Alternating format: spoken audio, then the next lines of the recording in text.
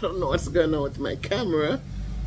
Why is it counting down for me to start the video?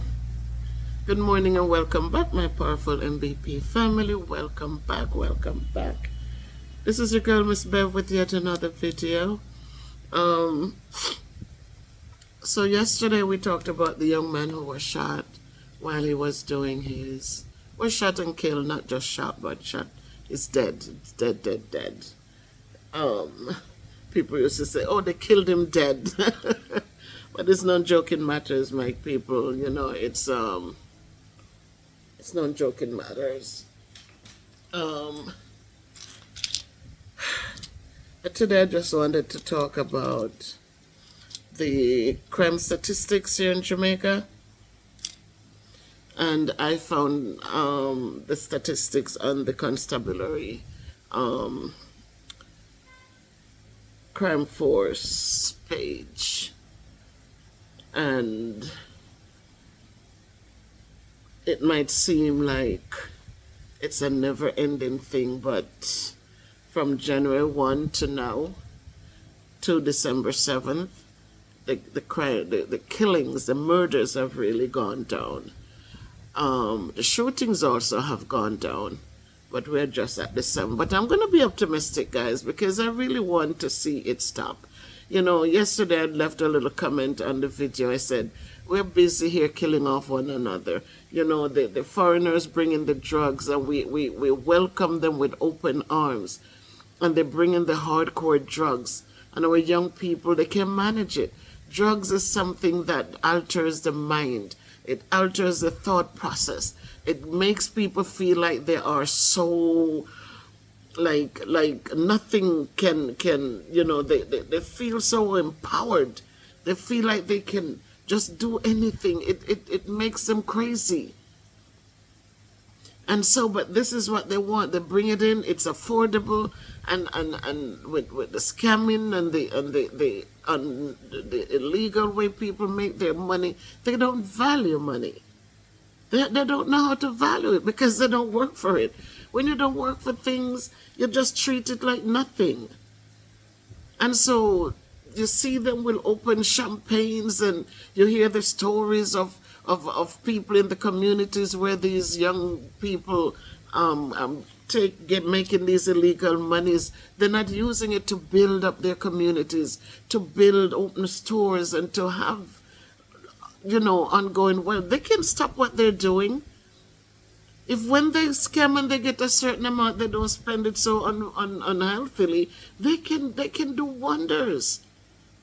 They can help their community. They can help their schools. But they scam on people who, I said, if you've never been into a space, you know, I don't know how it works. I pray to God for those who have been scammed. I'm not putting anybody down, because what happens to man will happen to men. So we can never put people down or you know, call them, oh, they're stupid or what. We can ask that people use common sense in what they do.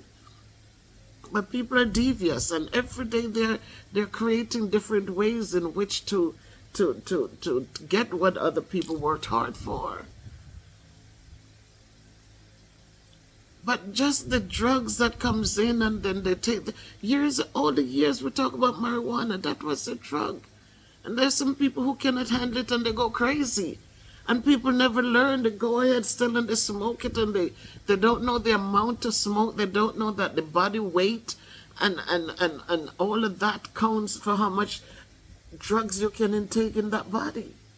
That is why they're always telling us, don't take other people's medication, because what is designed for me as an overweight, obese person is not the same for somebody who is 120 pounds. So we cannot just see the medication and say, oh, let me take it. No. The potency of what I get is not what you're going to get. What works for you, one Tylenol might work for one person, but another person needs two. So we have to understand these things and just use common sense. I keep preaching common sense. Common sense is looking at something and evaluating it and make the right decision how to address it. It's not my friend smoking, so me have to smoke too. And you pass around the weed and everybody. Some of you smoke forever and never do nothing to them. And some take one puff and them go crazy, makes them wild. But then the hardcore drugs start coming in. I remember 1999 when I came home. Yeah, I came home. I left Jamaica in 83. In 1999, I came back to Jamaica with my 3 children. My daughters finished high school in here in Jamaica. My son didn't care for it. So he at the first chance he got to come up on vacation, 3 school gave holidays and they came up. He was done with Jamaica. The girls loved it. They loved the sunshine all year round. And so we had a neighbor who, never bothered us really, but he was selling crack. I said, how does crack get into Jamaica? Where's Jamaica having crack here? And yeah, the poor people, the poor can't afford to buy a drink, but they're buying the darn crack. And they're smoking it, and they become abusive to their partners. And one day the people who passed by the house and buy it, he had a little girl there. I kind of did adopt that little girl, could comb her hair, make sure she got the things she needed. But one day she was at the door when guy was passing, or we stopped by to buy his crack, and she told him before he even got to the gate, like, no crack no there, no crack no there, daddy no have no crack. Now in America, people noted like that would have been locked up because they're endangering the welfare of the children. In Jamaica, there's no law, right? There's nothing. So people are just doing what they want to do and how they want to do it, and it just diminishing family values. So this morning I was thinking yesterday, I said, while we sit here killing off one another, the big men just sit up there and looking, because in time they're going to just take over. As the population, the numbers are going down, people are getting murdered, people are getting thrown in jail, people are not taking education seriously, so in no time, the country will not have people who can back it up and fight for it. There'll be nobody. Everybody taking bribes, everybody doing, not everybody, but I'm just saying, too many. People go for driver's license, they can't manage the road, but they get a driver's license because there's somebody in there who is not honest. And so they sell these licenses, and people are out there just killing off people on the road, just killing off people on the roadways. Not because, and nobody thinks. And I wonder if the people, when they sell these licenses, if the accidents were affecting their family members, if they would still be doing it. If when the crashes happened, it was their family members involved in them, if they would still be doing it. People must know the codes of the road in order to sit behind a steering wheel. People must know how to behave in an emergency, not panicking, but know exactly how to navigate the space when there's an emergency. They must know how to use good judgment to overtake vehicles. But none of that is assessed, right? None of that is assessed. People are just given license because they have the money to come in and pay for it under the table. And where's the crackdown on these things? Why isn't there a way that you can know who these licenses are coming from, which person's code it is that are giving out these licenses? Everyone who has anything to do in these offices must be given a PIN or a code when they open up their system. So whatever transactions are done, they can be led right back to that person. So people getting licensed and all those things when they're pulled over, or when things, people can know who the culprits are who are selling. People who do not understand the road codes. These licenses that are killing off so many people. So Jamaica has to be better. The government is too lax. They want to worry about the next project, the next contractor coming in to build another project. They want to worry about those things. They're not worrying about the little things that are eating away at the core of the country. Jamaica was better than this. So much better than this. I remember you to go out on the road, you see those people with the L in the window, that people are learning to drive. People are learning to drive. And so the train driver behind would know how to proceed cautiously, so to give that person a chance. Today you just hear people, oh, got my license, I'm buying a car. When did you get your license? I remember driving with somebody who has a license, and the person admitted that they bought the license. And when we got into Montego Bay, didn't even know how to, didn't even understand the light in the street. We came to a four-way thing where vehicles are going, two lanes going, one going this way, one coming this way, and now you have two lanes going across, a full-way stop. And the person was driving, the light is red sitting, and the person is driving. I said, when are you going to stop? The stop sign is up here. You got to stop up there. We're going to stop in the middle with the vehicle coming from there is going to hit you. Don't understand it. And it would have caused a massive accident that morning. You have people who get to stop signs and they figure, oh, if nobody's coming, I need to go through. And while the sign is saying to them, stop. It doesn't say pause and go. It says stop. And because they're not reading the books, they're not learning the road codes. I remember one person, I was in St. Elizabeth and going into Black River, and the person, they had a detour. The detour placed us inside of a community. So the main road is here. They were working on the main road. So you had to come off the main road and just go in like one street in. But as you get in there were stop signs because there were different, so as you come up, you have a stop sign for, and the person looked and he said, and just kept going through the stop sign. And I said, the sign says stop. Oh, no, we have the right of way because they took us off the detour of the main road and put us in, so we just, I said, are you freaking kidding me? Are you kidding me? The tour means that you're taking another path. It doesn't mean you're carrying the main road with you in that path. The tour means that you're going in, but you have to follow the road signs that are placed wherever the detour puts you. So those are the stupidities that take place in Jamaica. Here in Jamaica. I'm here, right? I'm here now, so I'm a part of it now. Those are the things that go on. And when they get tickets, they get angry at police officers because, oh, them idiot, them have no sense to come give me a ticket. Yeah, they give you a ticket because you run the stop sign. The sign says stop. Don't pass the sign and stop. But just stop as you get there. When you stop, you should be looking at the sign. And then you look left, you look right, you make sure nothing is coming, and you proceed. Whether vehicles are coming or not, you must observe these signs. But when people buy the license, they have no clue. They're only able to move the darn vehicle from point A to point B and put people's lives in danger. But I was just talking today about, because yesterday one of the things I was thinking is Manchester.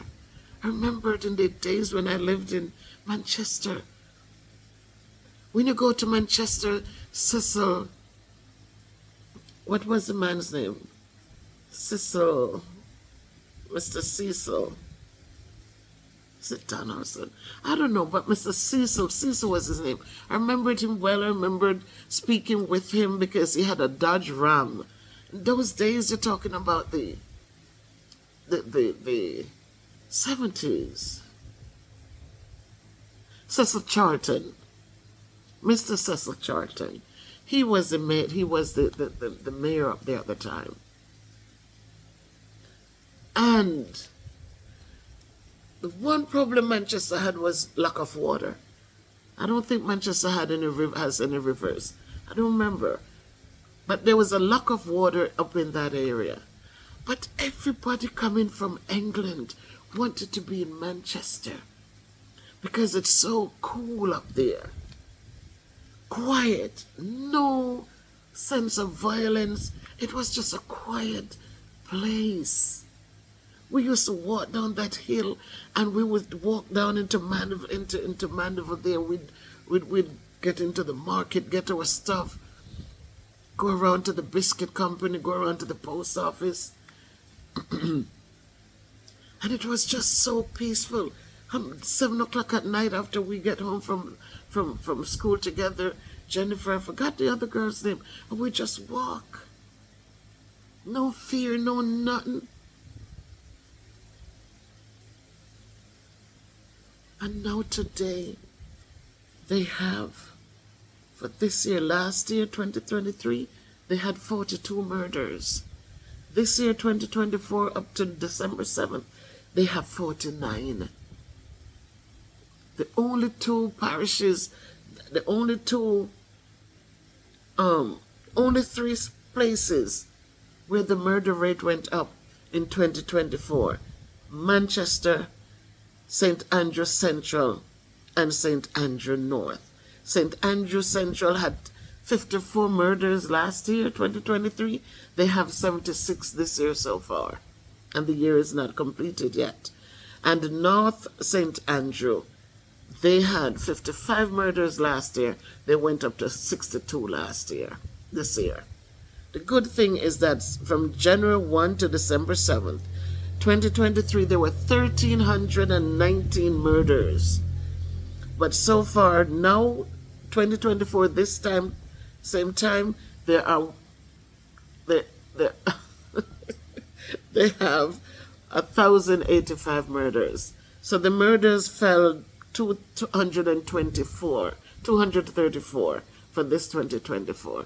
May God have mercy, and may He continue to let them fall and let people just learn to live in peace. Just live in peace and learn to go back to the days when they can talk things out, when they can rationalize things and just move on with it. Thanks to the police force, as much as people don't respect them, but thanks to the work that together they are getting done, so that, it's a beautiful island. It's a beautiful place. And just want people to enjoy it. Just enjoy it. Just enjoy it. Everything doesn't have to be angry and bitter. Men out there, respect your families. If you're dating somebody, date them with respect and dignity. A lot of problems we face is because of the cheating and the dishonesty. And then when people find out, then you have them sending people to hurt other people. Just be honest in your dealings. Whatever you're doing, be honest in it. Be satisfied. Don't be envious of what other people have. But be satisfied. And you're dating somebody, you say you love them. Be true to your words. Don't use those words emptily. If you love somebody, truly love them. Don't lie and pretend because they have something you want. Be truthful. Because people, they say there's nothing worse than a woman scorned. When you lie to people and they start including you into things and thinking this is it and we're going to be building together, and then to find out that as you walk away from them, you went to somebody else's bed, and all of this come full force head on, and anger and the feeling of deceitfulness. It can create all sorts of problems. You had kids, one girl who was murdered because the man lied, and the stepmother decided to hurt the little girl. But it's not easy. So I'm just hoping that the minus 234 from the statistics, that it will get lower. There might be some that was never reported, but in this age of technology where everybody with a camera, everybody taking the dead people, everybody car crash, nobody's helping to pull people out anymore, dash water upon them, everybody camera up, you know. So hoping that whatever that this statistic is true to its numbers. Guys, it is so easy to love than to hate. Even you don't have to be among people, you know, but you don't have to hate them. Even though you're not on a, like, you're not socializing and you're not eating, having meals together, you're not doing things together, you're not reaching out, but there's no anger. That's the problem. That's the thing, you know. The anger is the problem, you know. Because the anger that put the rage in people. The young man who died yesterday on TikTok, not yesterday, but a few nights ago on TikTok, it wasn't because he was speaking good words. It was because he was speaking bad words that was angering other people. And sometimes when people feel like they cannot, your words are more angrier than theirs, and you are saying more hurtful things than they can ever say to you, there is, what do? They grab weapons. And they fight with weapons because they feel helpless. People who are illiterate and doesn't have the words to communicate, the only thing that they go to is a weapon. They get mad, because they don't know how to communicate. So I'm just like hoping that these statistics will give some people some hope, that we'll pray harder and we'll support more and we'll try to get more things done so that our little Jamaica can be a place where as people come home, they can come home and rest in a place that they were born and grew up in, and those who come, whether they were born here or not, that it would be a place that they can enjoy. Tourism is Jamaica's thing, tourism. And if we are making it hard for people to come, then what is Jamaica going to have? We see how things are as it is. We see the needs are great. So if nothing is coming in, if who is taking, they're taking and filling their pockets, and then the little bit that is left has to trickle down to the rest of the society. And depending on how rural you are, the more rural you are, the worse it is for you. There's no trimming, there's no fat trimming that is going to drip down to you. By the time it gets down to you, it's like a little tip. So we have to do better. And so when we start doing better, when everybody does better, then we'll have a better place to enjoy, to live, for our children to enjoy, to live, our grandchildren. It will be a better place. So let's change it, guys. Stop the people from bringing in the drugs. Who is benefiting from it? It's not Jamaican, it's not the Jamaica benefiting from drugs. The sale of drugs go to the rich man's pocket, because they're the ones who are able to bring it in. It's not the local people who are running around selling it. The big men are the ones bringing it into the country. They're the ones whose pockets the monies are going into. They're the ones who are sometimes making the crime such, because when people start messing with people's turf, then that's how you're going to find a lot of the murders going on. So put a stop to those things, man. Make Jamaica great again. Yeah, I said it. Donald Trump wants to make America great again. Yeah, let us make Jamaica great again. Jamaica was once a great place to be. Let us make it great again. My God. Open market. And so one of the things we bring in is drugs. Who benefits? Who is benefiting? So people, this is a girl, Miss Bev. I'm just saying, because I feel so overwhelmed, like you're here, and the other day it was so hard. The guy came to cut the grass, and when I went out and shook his hand and just saying good morning to him, told me his name, and I reached out, shook his hand. I said, thanks for coming in. He did a very beautiful job in cleaning up the yard and cutting down some branches on the side there. So much more light is around there.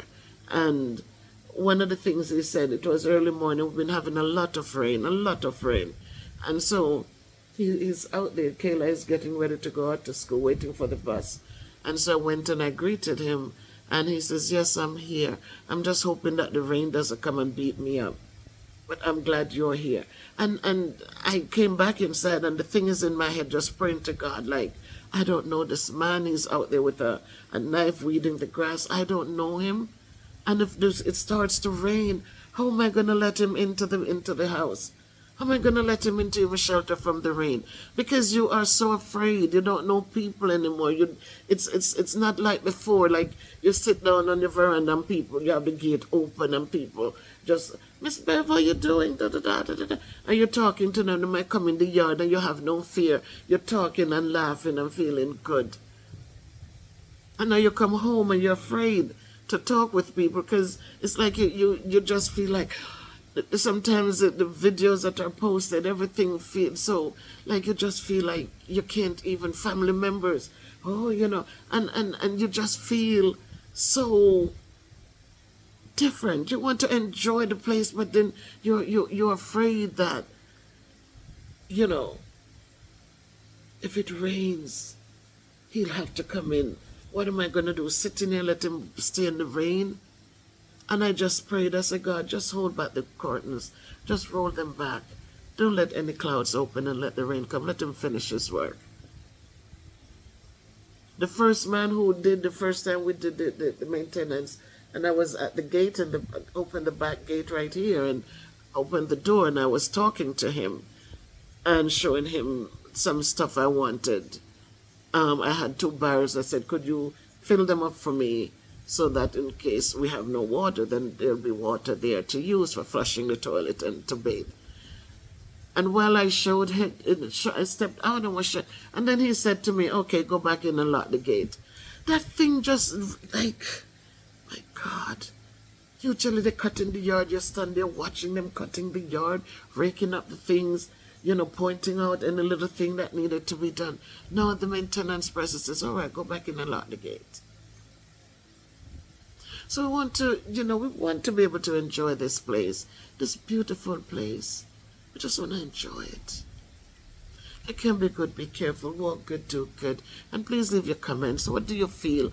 Do you believe that these statistics are true? How do you feel? Do you feel good that the murders are going down?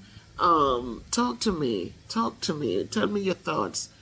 I so appreciate all of you who have been coming and the new people who are just contributing to the conversations. It's a good feeling, guys. You do a video and you really like to see the interaction.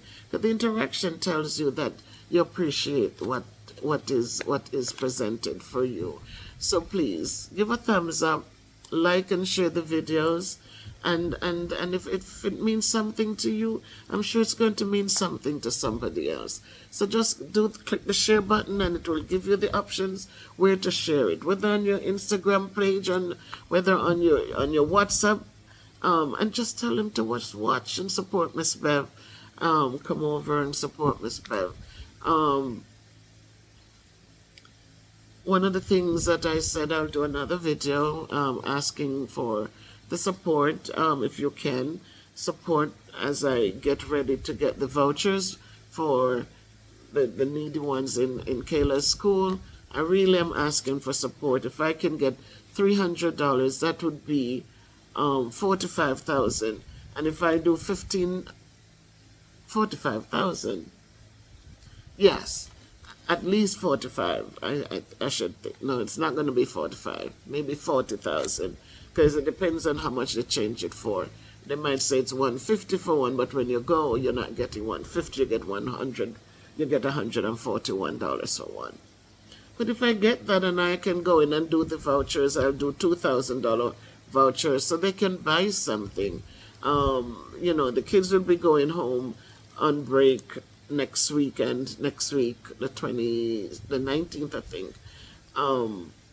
So they'll be going home on break.